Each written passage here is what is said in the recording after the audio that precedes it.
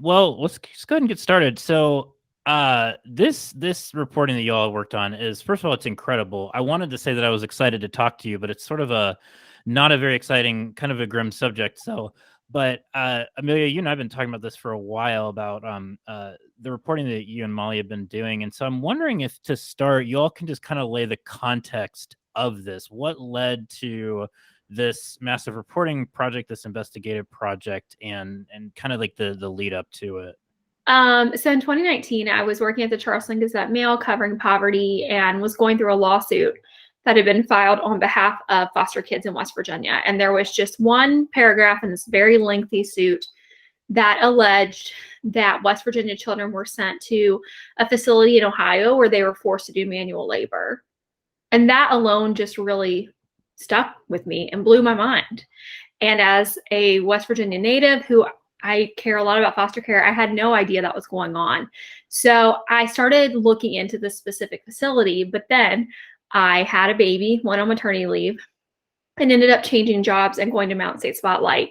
So when I went to Mountain State Spotlight, which I knew would give me a platform to do more investigative work, I wanted to look into out of state facilities and quickly learned that this was a much bigger problem.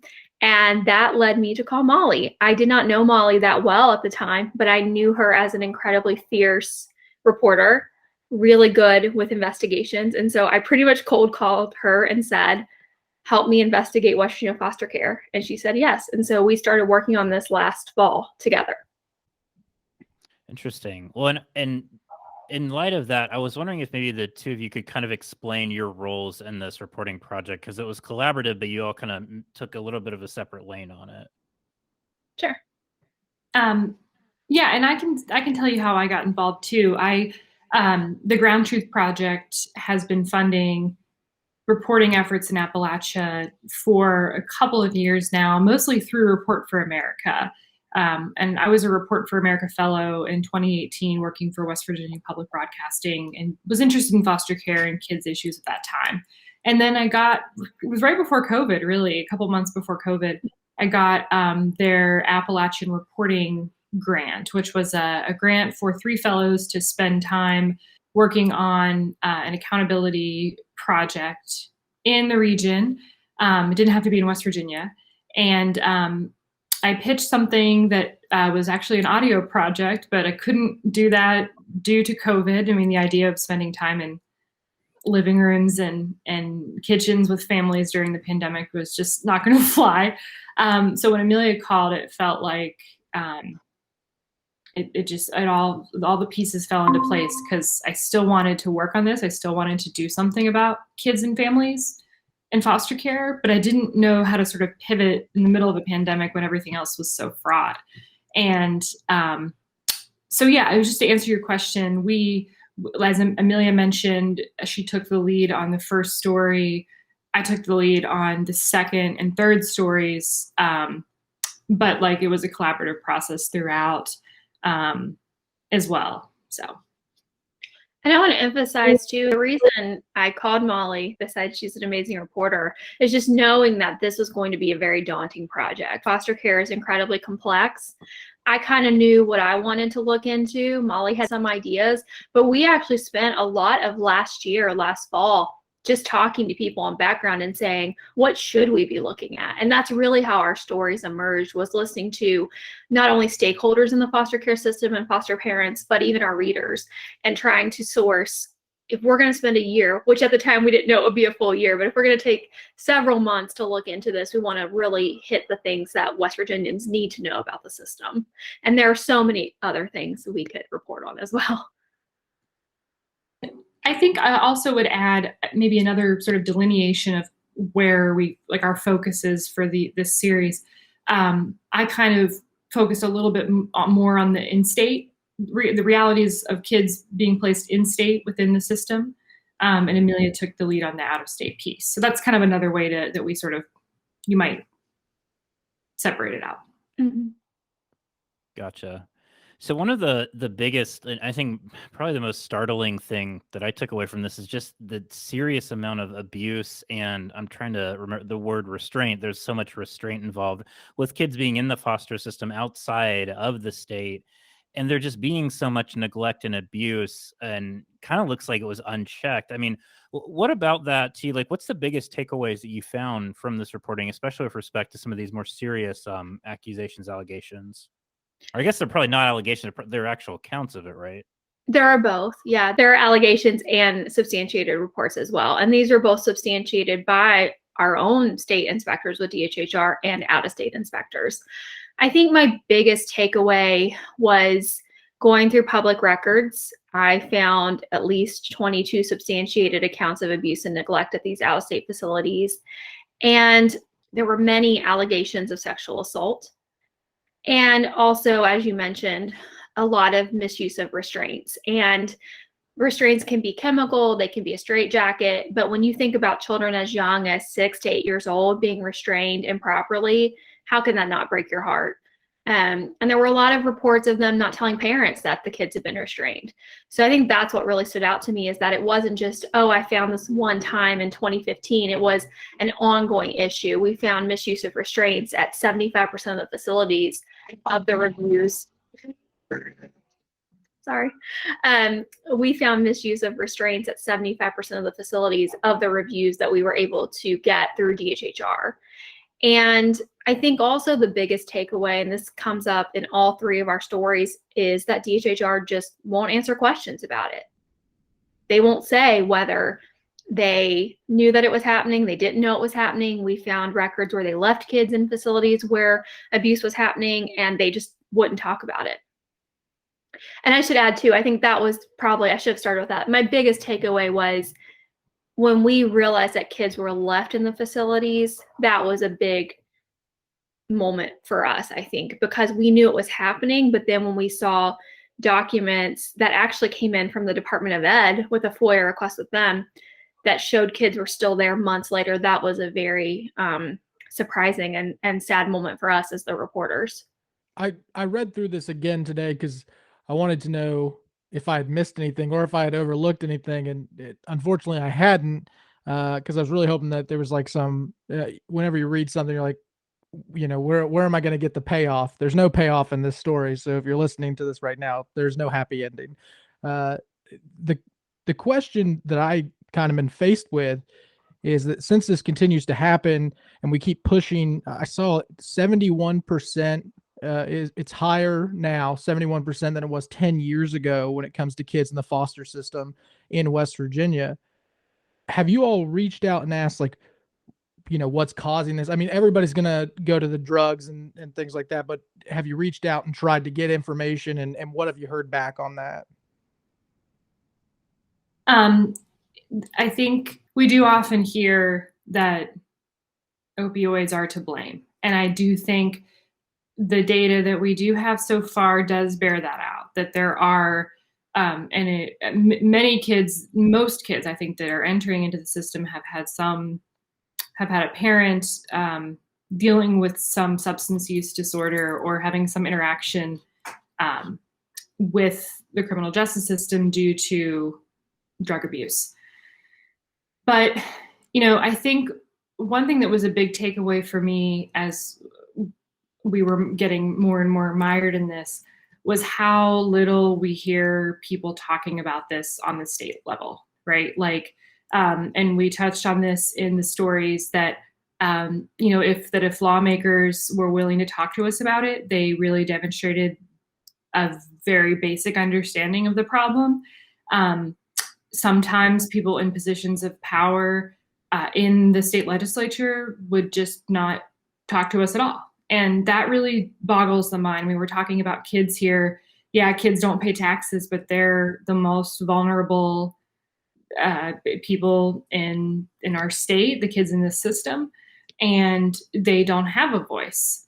So that really struck me. I mean, and I heard that, I don't know that this was actually necessarily in the story, but I heard that time and again from social workers just being like, yeah, I really wish like this was something on that felt top of mind, right? Like that this was something that our leaders, that our top leaders would spend time talking about, because it is urgent. And I think just lastly, there are shortages of foster families, foster parents. There are shortages of child protective service workers in other states. How often that happens, it's hard to quantify.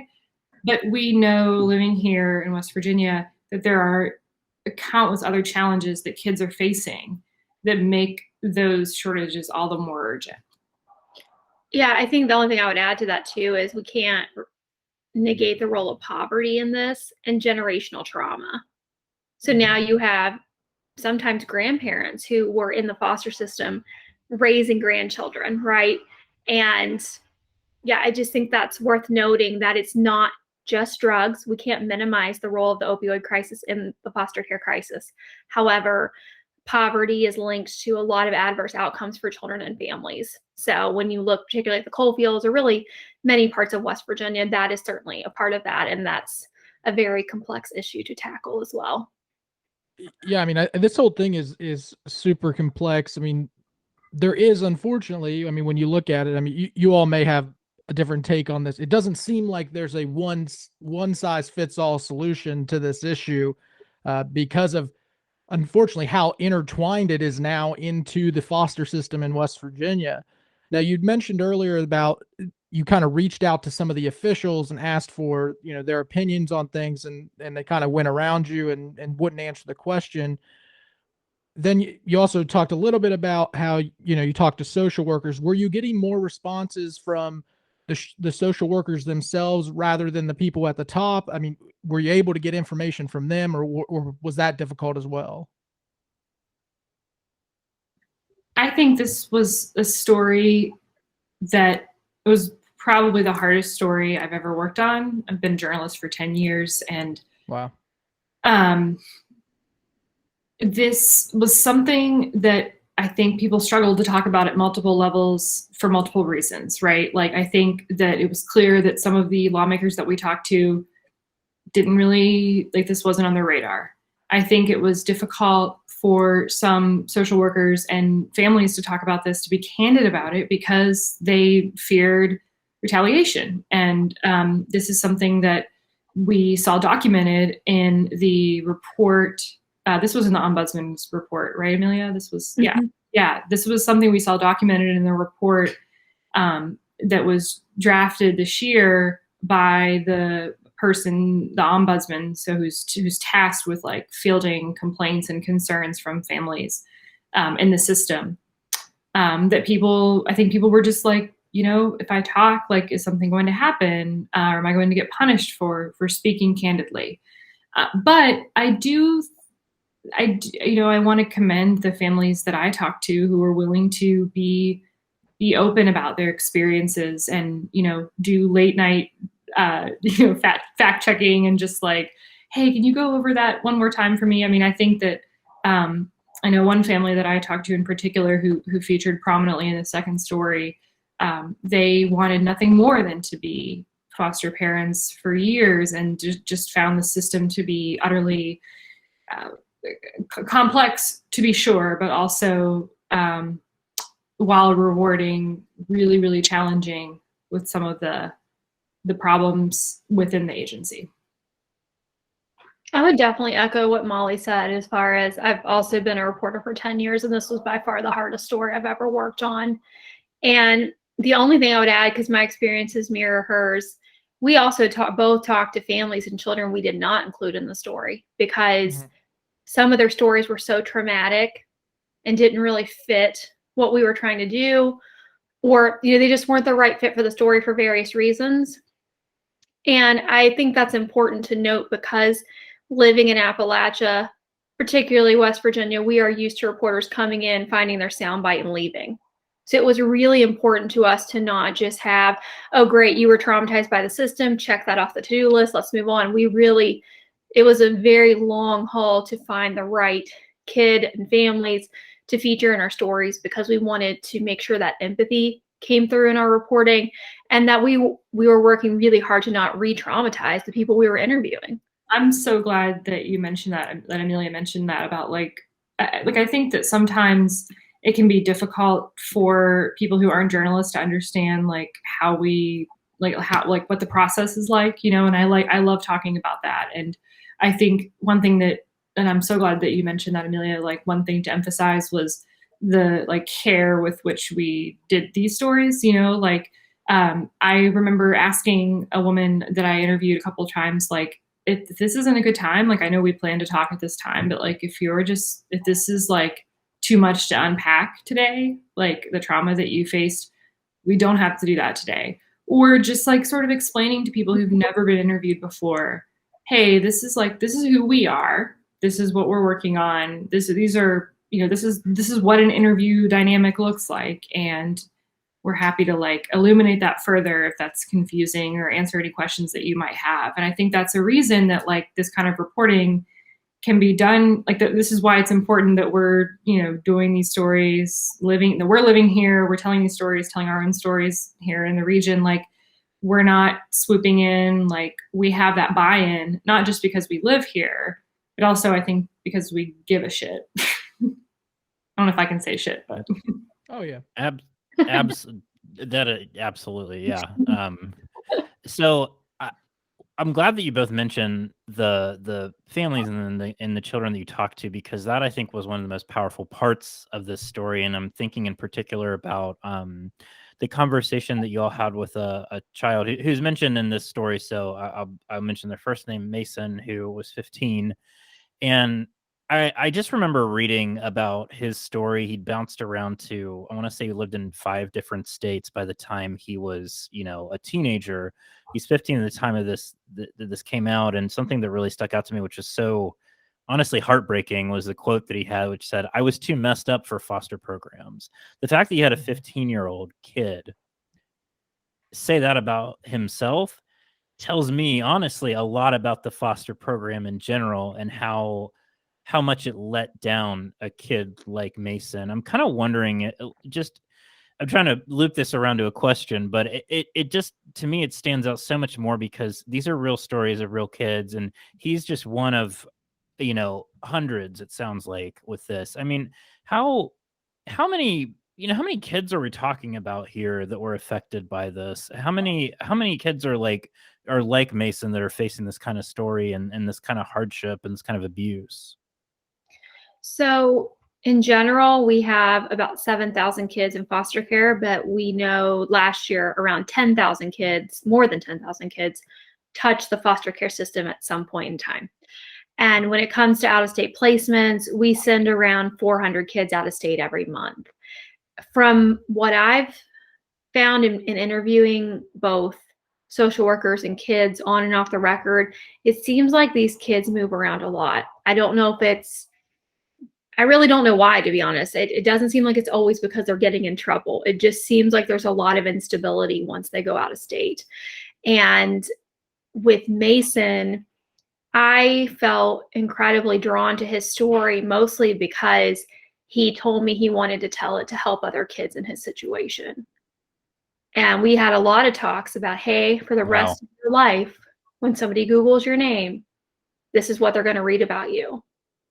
And he was okay with that. And I think that's incredibly brave and powerful for a 15-year-old boy to take that responsibility on and trust us as reporters to tell his story. Yeah. Yeah, that's incredible. I think one thing we did kind of maybe miss on, we keep talking about abuse, but when you read this, I mean, it goes beyond what maybe you picture as just you know, abuse, because we talked about restraints, but we're talking about allegations of like sexual assault, rape. I mean, there were a lot of really massive red flags here. Mm-hmm. So it blows my mind, and I don't have a question on that. I have a question with something else, but I wanted to point that out for the people listening and maybe who haven't read this, that this is, I mean, it goes well into detail about some of these allegations that are really, really red flags. My question, I guess, becomes, how do y'all see the comparison between those out-of-state facilities and in-state facilities? I know that we have a shortage, but are we seeing those problems in this state, or is it only out of state that we're seeing these issues? I really can't answer that because I made the decision to only look into out-of-state facilities. Okay. One thing I will say, though, that is a thread between both is that a family home would always be better. Even your best run facility, is going to in some way affect that child for the rest of their lives. So that would be really the only thing I could comment, but I think that's important to note that the foster home shortage is extremely key in this issue. We got as you know, the story details how difficult the FOIA process was for us. Yeah. We got a FOIA back pretty late in the reporting game that was we asked for some in-state records, some reports that would kind of give us a sense of what that looked like in-state. Unfortunately, the request wasn't fulfilled properly, so it's sort of hard to know exactly, but what I gleaned from going through it was that the kinds of complaints that we were seeing in those facilities, the extreme ones, or not complaints rather, but the extreme allegations and sometimes substantiated problems were not the kinds of things that we were seeing within the state of West Virginia's facilities. There were some issues. I think this would be a good follow-up story once we kind of narrow down exactly, it was even unclear kind of how they monitor these facilities in state, right? And we also asked for in-state and out-of-state, what kinds of complaints have been registered against individual foster homes, for instance. And this was just another of the many examples of unfulfilled or incomplete requests back, which it's so challenging as a reporter because you want to provide a full picture. But to the best of our knowledge at this point, the kinds of extreme allegations that we saw in those out-of-state facilities were not something that I saw in my cursory look at what was in state. And John, I want to follow up on what you said about the findings, because I feel like I did not do a good job earlier summarizing the findings. So I want to add a little bit to that for listeners. But I would say a few that really stood out to me was DHHR inspectors actually substantiated what that lawsuit had said about kids being subjected to manual labor. So we had kids in a field multiple hours a day, sometimes young children, sometimes on extreme behavioral medication using sharp blades to cut down weeds. That same facility in Ohio had what was called deplorable boys' bathroom facilities, rotting floorboards, showers not working. There was a facility in Pennsylvania that in 2015, at least then, kids could be in a timeout chair facing a wall for up to 2 weeks. Kids weren't allowed to speak to one another except for maybe a short amount of time once per day. Kids were sharing clothing. Like they had no clothing that belonged to them. It was just all kind of put in a pile, maybe washed, maybe not. So I think things like that are particular examples that really stood out to me. And just to reiterate, these were in DHHR inspections. These were things that they were finding and still leaving the children in these facilities. It's like they were in max security prison. Yeah, it sounds like prison. I mean, that's and wow. And when you go on the websites for these facilities, they make it seem like this is just going to change your child's life. They're going to be so much better when they come out. And so you can imagine if you're a parent whose child has gone into the system and you see this is where the state is sending them, on the surface, you may not feel that you need to do that much research on it. And a lot of these parents don't have the financial means to visit their child. So that's why the transparency aspect between the state and the parents is so key.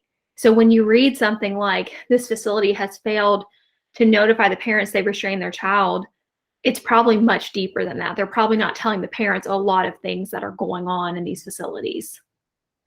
And I just wanted to add something to what Amelia said. In West Virginia, like we said, we don't have enough facilities. So what that means is that we don't have, like if a child has a particular behavioral issue that we can't address here, that might be a reason that they go out of state. And we know kind of anecdotally, and I think that our research does support too, that like writ large, there's a shortage of mental health providers. I mean, I lived in Mingo County in 2018 and remember they're just being far afield to get, some medical providers of all kinds, right? Like we know, especially in the coal fields and and other sort of more rural pockets of the state, it's hard to find people who can specialize in this type of in certain behavioral health problems. But there are, certain things that can be done to like get those kids services in their homes where they can, live with a family, a foster family, and then get the services that they need. But those are certainly, those need to be majorly invested in more.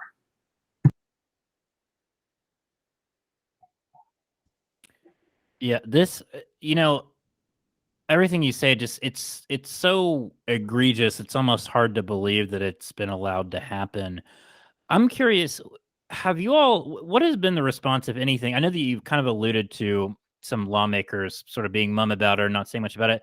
Has there been any response, especially after this story came out, from the governor or from anybody in a high-ranking governmental position in West Virginia that's to try to shed some light on this or to try to say they're going to do anything about it? I'm just curious because this is such an explosive report, and it just seems like, at least from what I can tell, is the response has been kind of mum from the people in charge. We have not heard back from DHHR officials at all. We reached out to them again after it published and haven't heard back.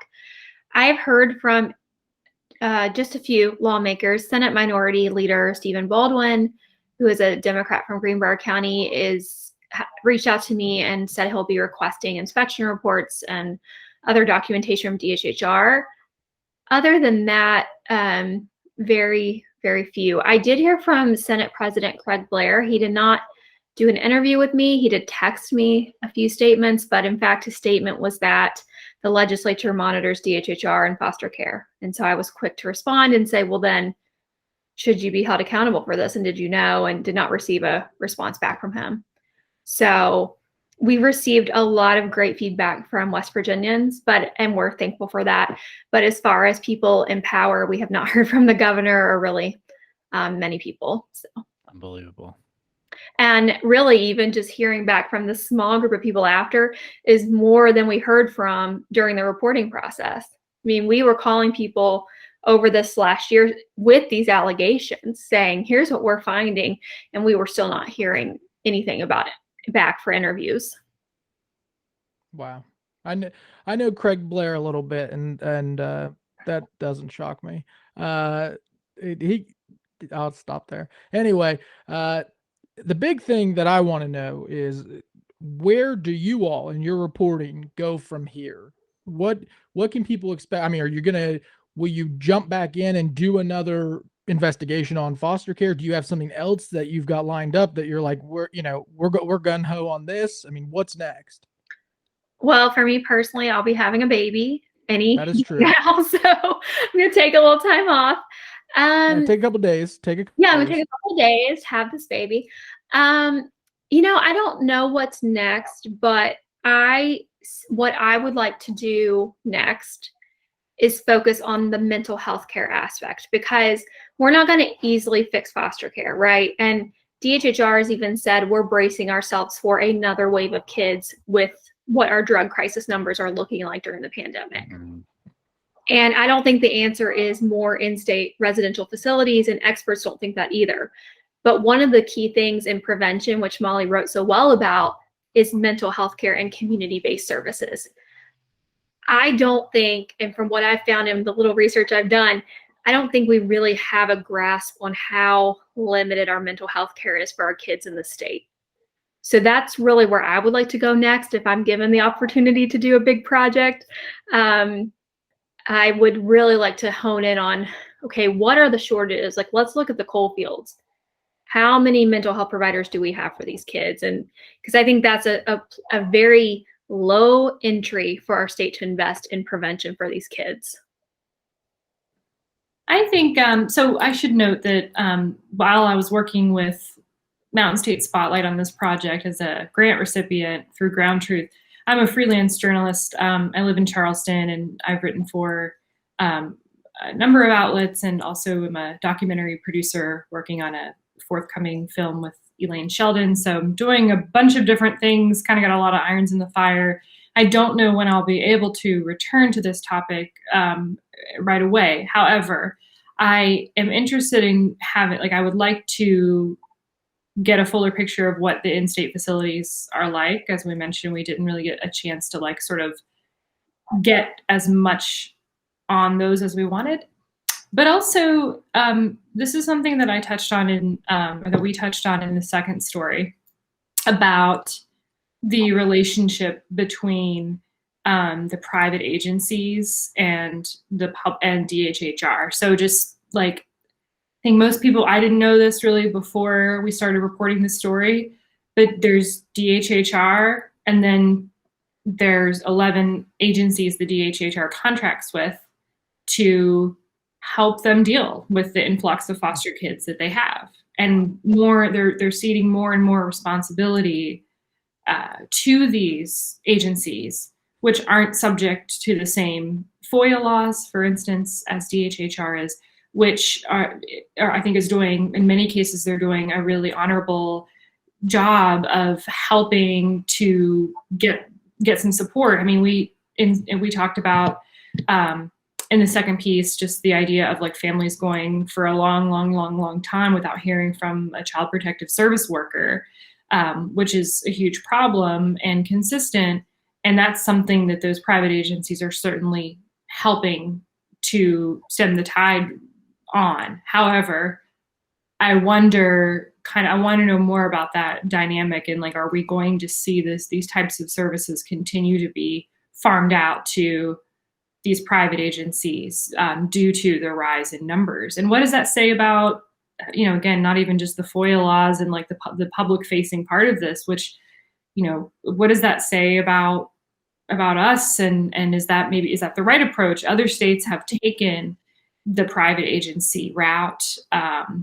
But I think it's worthy of a closer look, just to kind of see how those dynamics are working.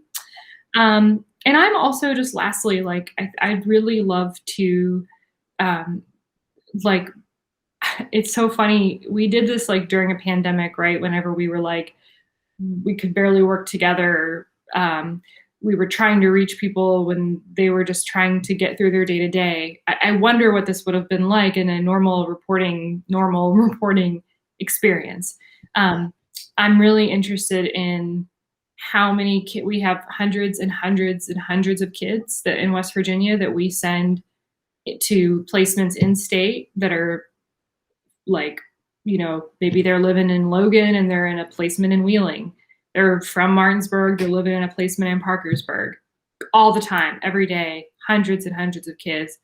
And that has produced a lot of instability in kids' lives. And one social worker I talked to was like, it's hard to get at. And unfortunately, I asked for some information on that DHHR did not provide me. But I think we need to like consider further, like, what happens, and I'm sorry, I'm like really rambling, but what happens to those kids, right? Like, after you've been so far from your home and you end up back, that disruption can live with you for a really long time. And this is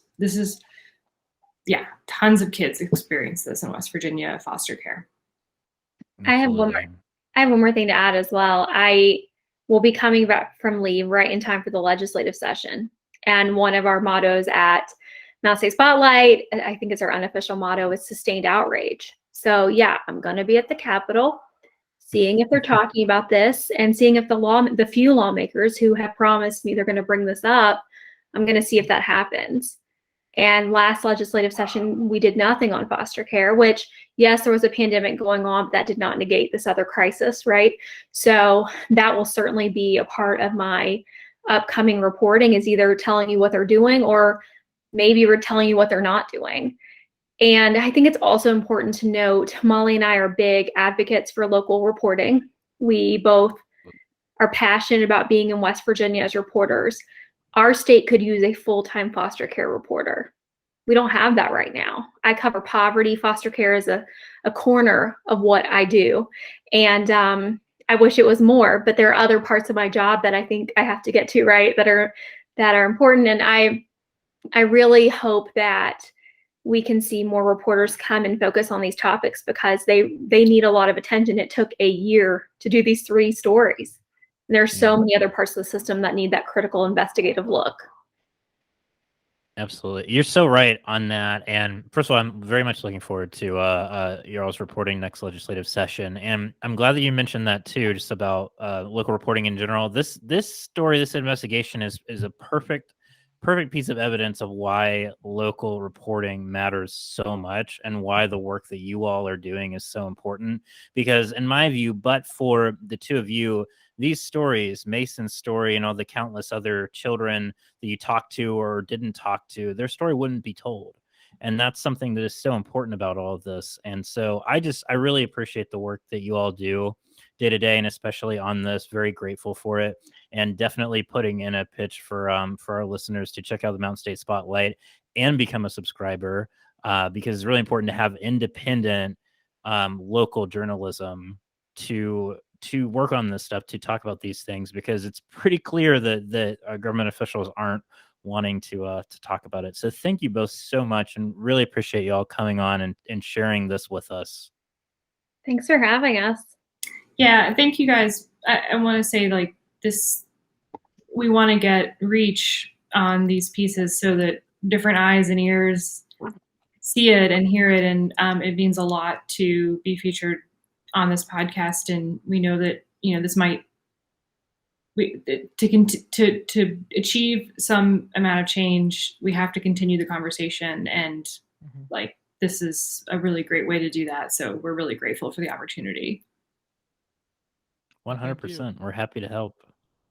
Thanks, y'all. Yeah, thank you so much. You're welcome. Did I